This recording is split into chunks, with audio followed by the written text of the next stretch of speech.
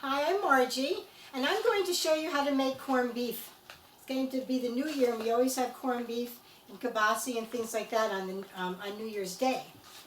So I'm going to prepare this for you, and I'm going to start by showing you that when you go to buy a corned beef, sometimes it's double. Do you see how this is a little bit narrow? This is narrow, and this is narrow, and this one is a little bit fatter. It tricked me. I thought it was one layer, but if you turn it when you go to buy it, you'll see that there's a stream of fat in here. So that's where the corned beef is double. It's really better to buy the single ones. So take a look at that when you're buying them. It's usually a little flatter. On the stove here I have 2 pots of water coming to a boil, and I'm going to simmer the corned beef for an hour because they're kind of salty sometimes, and that helps to wash out some of the salt. I'm going to cut these out of their packaging. They're vacuum sealed, I suppose. So as soon as you get to real close to the meat where you have a hole, you can just pull the plastic away, and then you can cut around. I'm going to put these into this pan because I'm going to rinse them off. And inside the package, always buy corned beefs that have these little packets in them. See, it comes the little packet, okay, and you want to rinse that off too. You're going to drop that in the water to help corn the beef while it's simmering. So I'm going to go ahead, I'm going to take all of them out, and then I'm going to rinse this in water just to clean it up a little bit, and then get them all 3 of them ready to put into the water.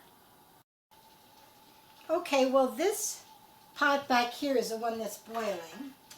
So I'm going to, this is the smaller one, it's the smaller pot. It's funny, the smaller pot I'm going to put.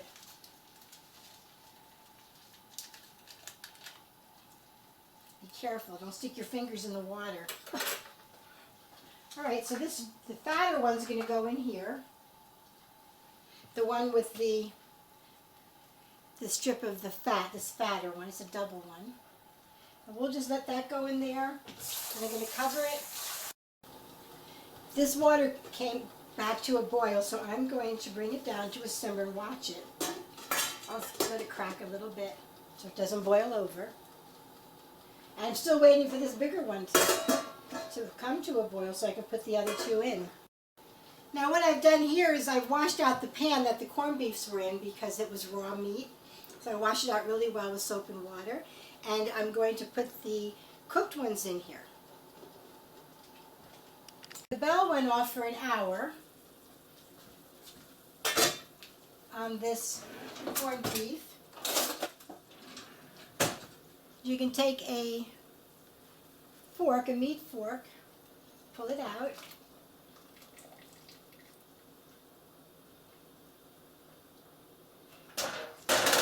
and that's it.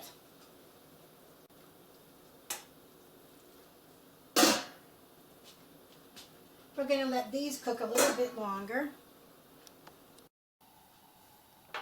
The next step is putting them in a crock pot for several hours. And I've taken 3 large carrots, and I'm placing them on the bottom of the crock pot just so the corned beefs don't lie on the bottom. And I'm just going to add a little bit of water. I don't want to use the same water they were cooked in when I boiled them because that water might be salty. So I'm going to put the thickest one at the top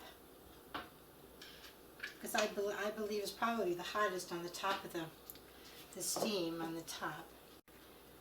And then I'm going to cover it, and I have it on low, and I'm going to cook them now until they're done. Later I'm going to put them into the oven with a little bit of a glaze on them, but for now we're just going to let them go for about 4 to 6 hours, and I'm going to watch them because sometimes a crock pot has a tendency to overcook things. These corned beefs are cooked. They're nice fork tender. Okay, so I'm going to, see they just come out so nicely, you can just feel that. You don't want them to be overdone because then when you put them in the oven, with the glaze on them, they're going to be way too overcooked. When you cut a corned beef, you want to look at the grain, how the meat goes, how the direction of the meat, and you want to cut against it. For this one, it would really actually be this way. You'd be cutting it in this direction here. I mean, you might think you would just cut, this way or this way, but you have to really look and see which way it goes, because it's gonna hold together the best that way. What I did was I took a little aluminum pan and I lined it with saran wrap. I never like to put any food down right against aluminum foil. I tasted the corned beef. It is not salty at all, so boiling it is really an important step, because you really just never know how much salt is really in the meat. I'm going to try to hold it together and put it right back into this container here and cut the next one. Another thing that I want to do is I'm going to tilt my container, just let it sit for a moment, because I want the fat rise to the top. And I'm going to, if you squeeze your bulb, put it down under the liquid to the bottom and then raise it up. I'm just going to put some of this liquid over, trying to avoid the fat. And I put the glaze on. It'll have a little moisture in there to help to steam it, because I really don't want to cook it anymore. Okay, so we'll just do that, a little bit of the juice. Okay. So tomorrow I will take them out and I'll put the glaze on, put them in the oven. First I will take the plastic wrap out, okay? Make sure you take your plastic wrap out and you don't cook in a container that has, I just don't like to put the food up against the aluminum foil, so I will take that out tomorrow, I hope.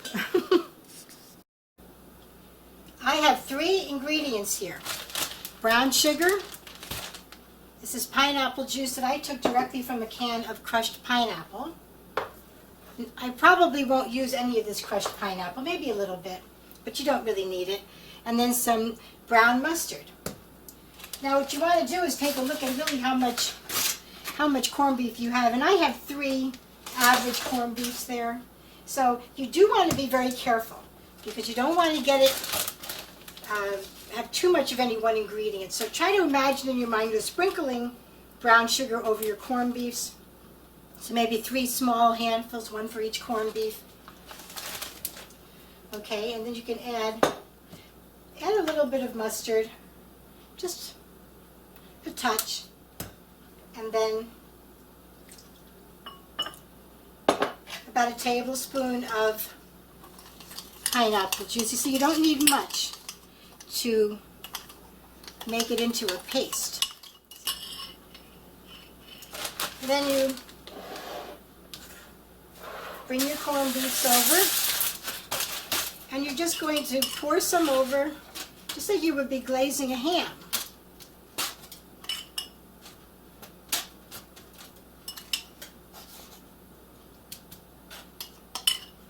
I'm just sort of brushing it on top.